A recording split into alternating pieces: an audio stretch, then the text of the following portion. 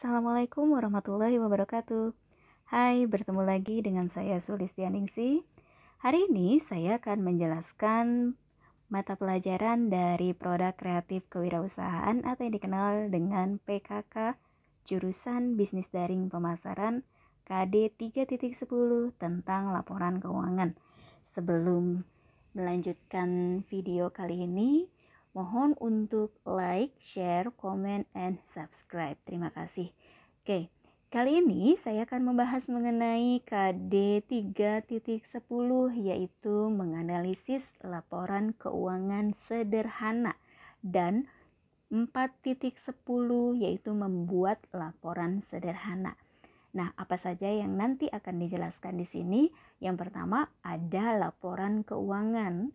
Kemudian ada komponen dari laporan keuangan, kemudian ada menghitung laporan keuangan sesuai dengan komponen dari laporan keuangan, dan terampil dalam menyusun laporan keuangan berdasarkan usaha yang dijalankan.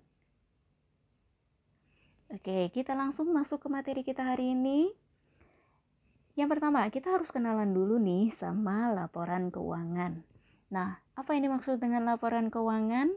Merupakan laporan yang berisi pencatatan uang dan transaksi yang terjadi dalam bisnis, baik transaksi pembelian maupun transaksi penjualan, juga transaksi lainnya yang memiliki nilai ekonomi dan moneter. Kemudian ada komponen dari laporan keuangan. Apa saja? Yang pertama, ada harta. Harta ini adalah kekayaan yang dimiliki perusahaan. Kemudian utang, juga ada modal, ada pendapatan, dan ada beban. Setiap usaha selalu memiliki 5 komponen ini. Oke, kita akan mengenal dulu satu persatu. Yang pertama, harta. Harta merupakan kekayaan yang dimiliki oleh suatu usaha berupa uang tunai atau kas, perlengkapan, peralatan, piutang, dan sebagainya.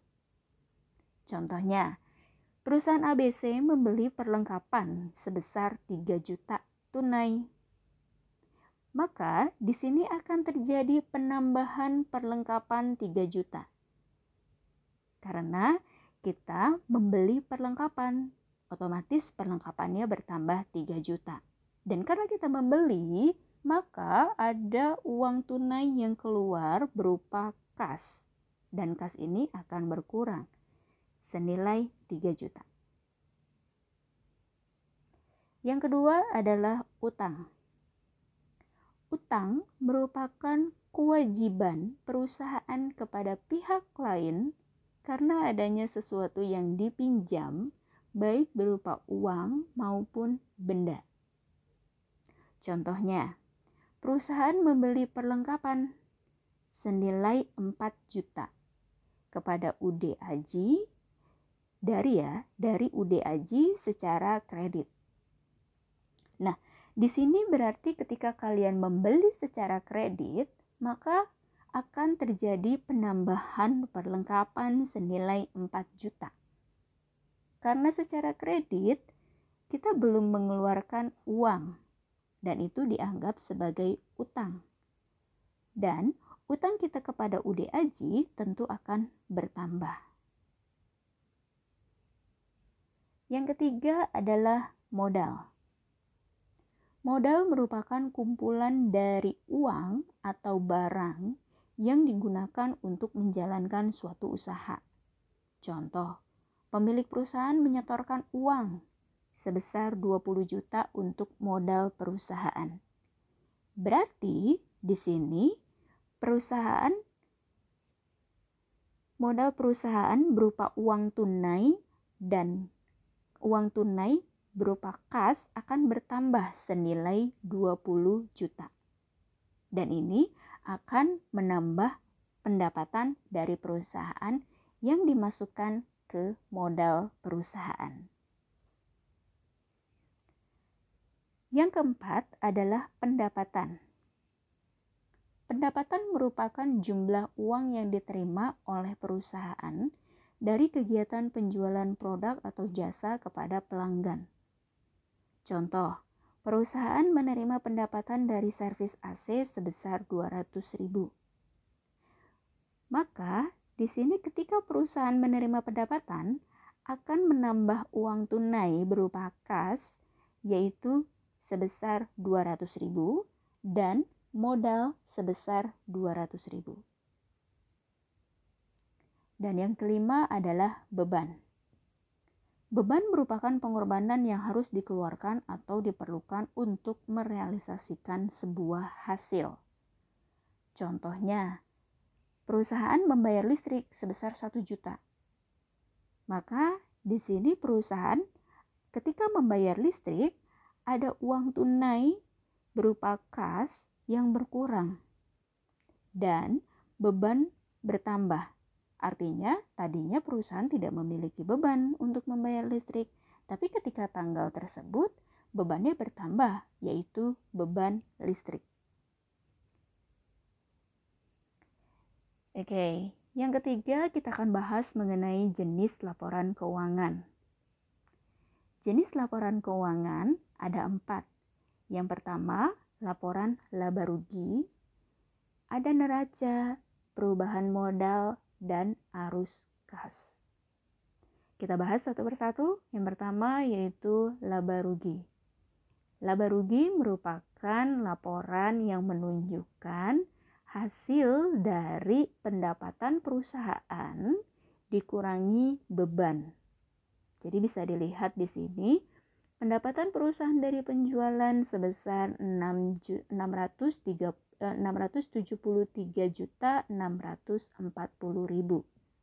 Sedangkan beban yang dikeluarkan perusahaan Mitra Mart selama bulan Februari 2020 adalah 537.170 juta.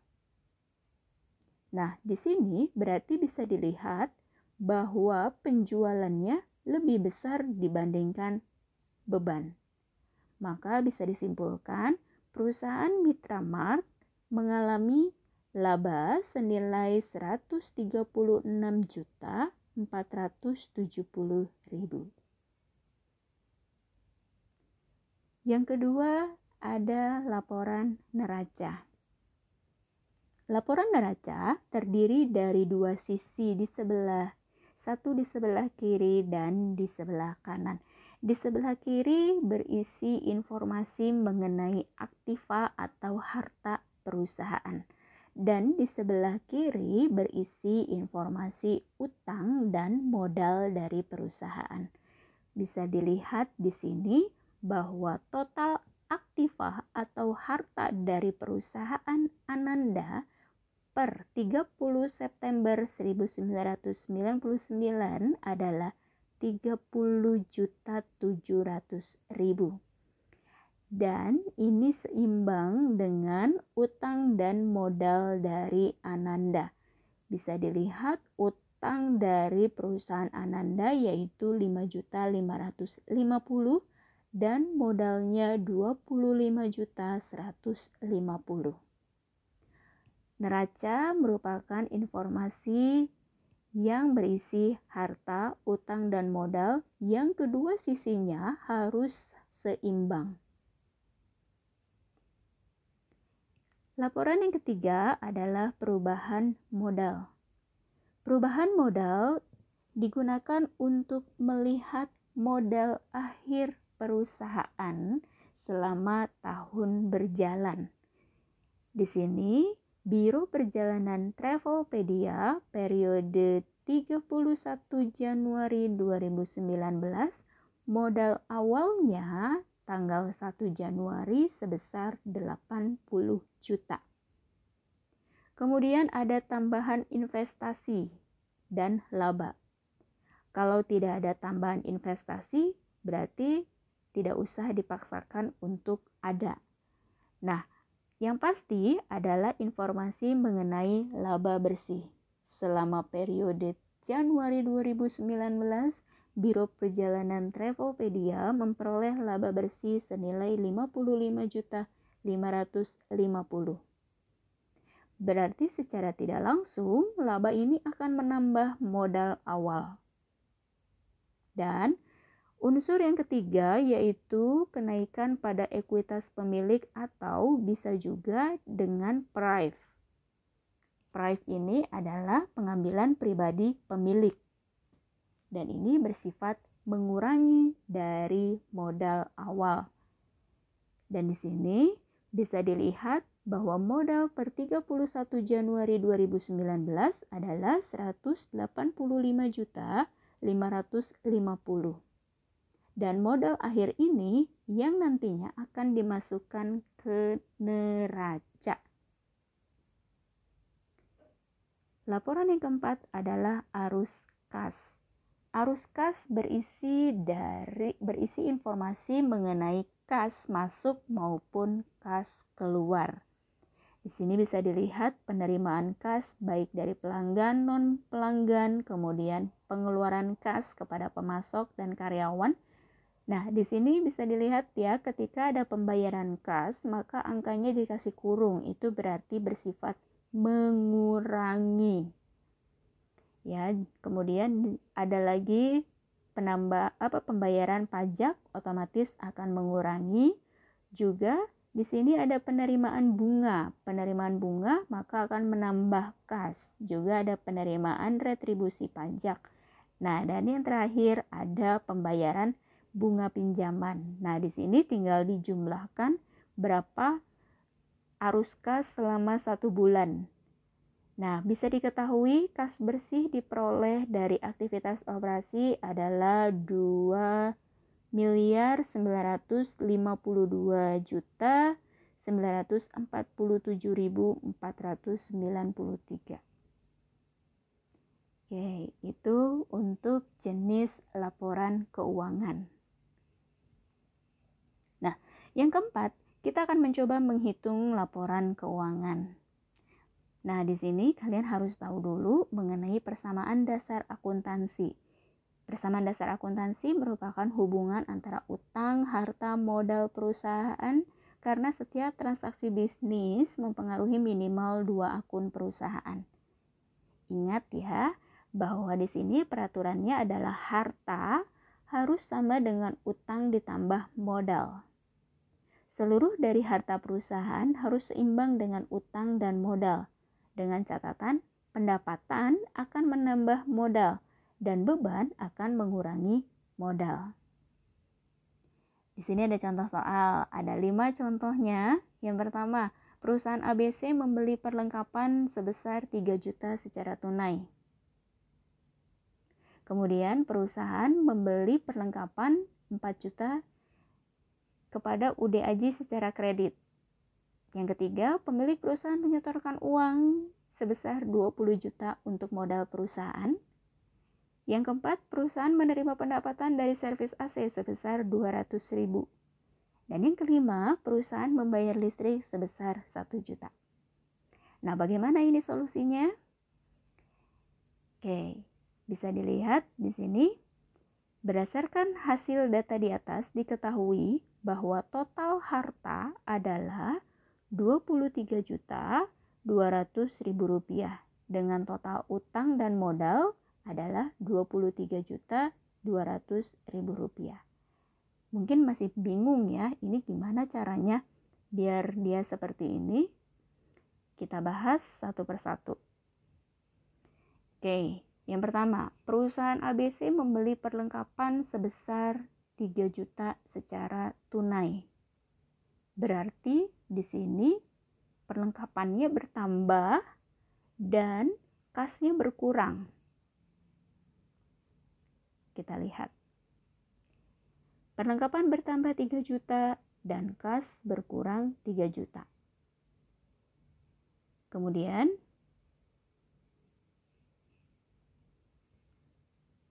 yang kedua,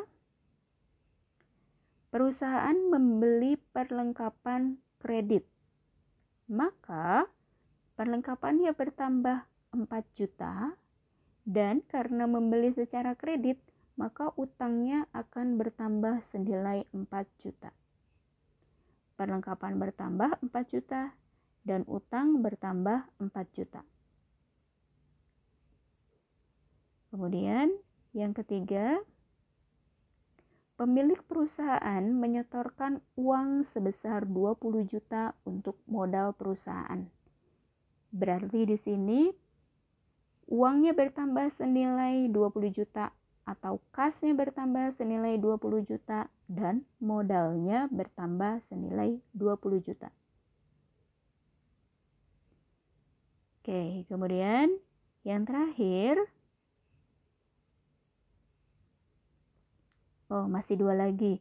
Yang keempat, perusahaan menerima pendapatan servis AC. Berarti ada yang bertambah berupa uang tunai, dan peraturannya tadi adalah pendapatan masuk ke dalam modal. Jadi di sini pendapatan akan menambah modal. Kas bertambah 200.000 dan modal bertambah 200.000, keterangannya penerimaan pendapatan. Dan yang terakhir, perusahaan membayar listrik sebesar 1 juta. Maka ada uang yang keluar berupa kas. Dan beban bertambah. Bebannya di sini akan mengurangi modal. Jadi, kas bertambah, modalnya berkurang sebesar 1 juta. Nah, setiap kelompok ini dijumlahkan. Kas dijumlahkan secara vertikal, perlengkapan, utang, dan modal. Sehingga dapat diketahui total harta yang terdiri dari kas dan perlengkapan sebesar 23.200.000. Dan total utang senilai 4 juta ditambah dengan modal senilai 19.200.000, hasilnya sama 23.200.000. Nah, ini harta, utang, modal nanti masuk ke neraca, sedangkan perubahan modal masuk ke laporan perubahan modal dan beban pendapatan masuk ke laporan laba rugi. Nah, seperti ini nanti jadinya.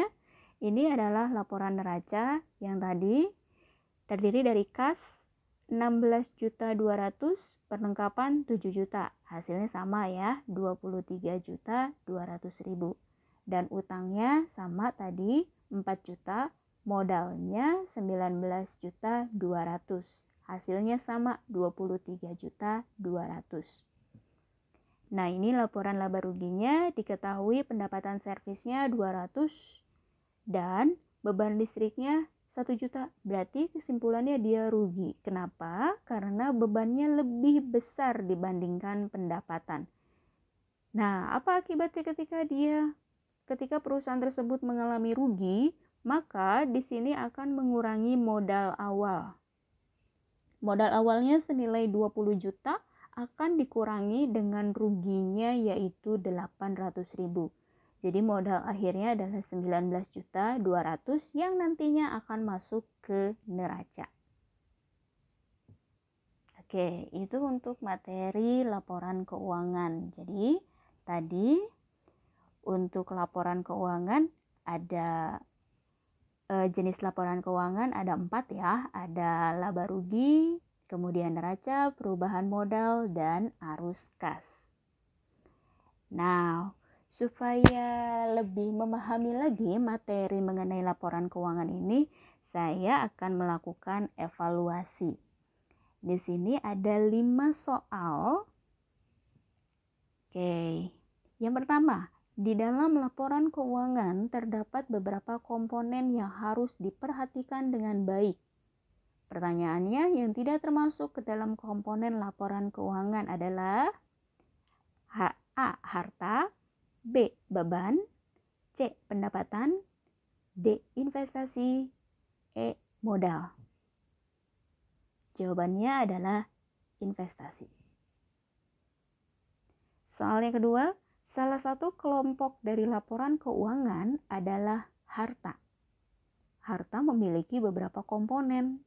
Berikut ini yang bukan komponen dari harta adalah A. kas, B. piutang, C. pendapatan, D. perlengkapan, E. peralatan.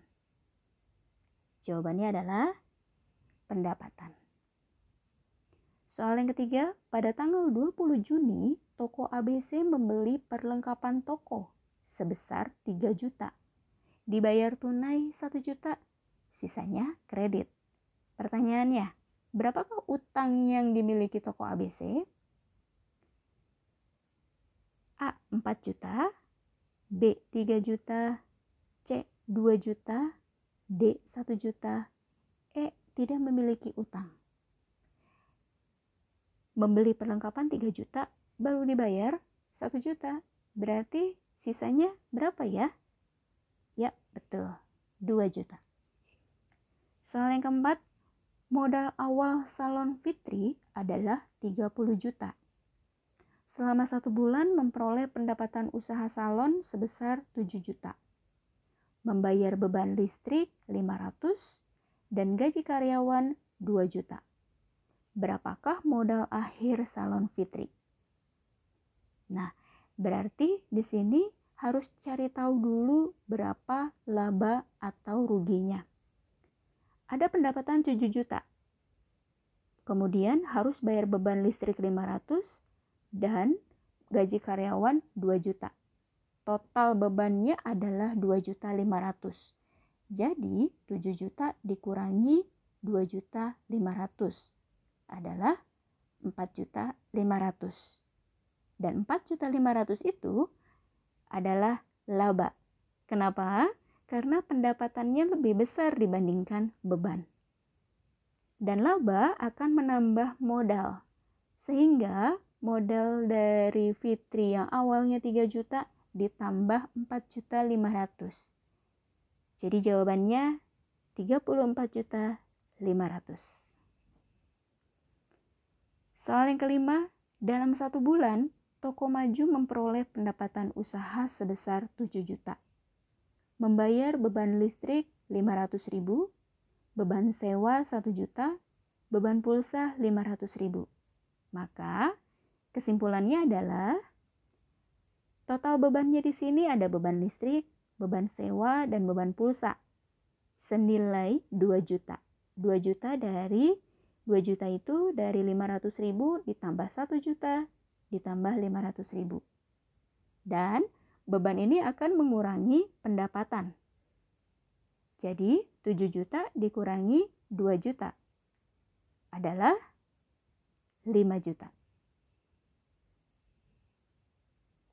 Oke, itu dia untuk materi kita hari ini.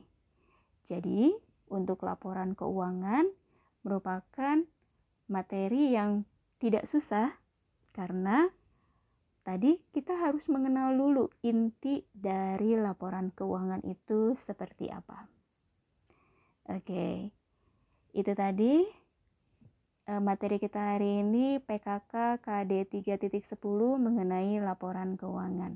Jangan lupa untuk share, subscribe, like, and comment. Terima kasih banyak. Assalamualaikum warahmatullahi wabarakatuh.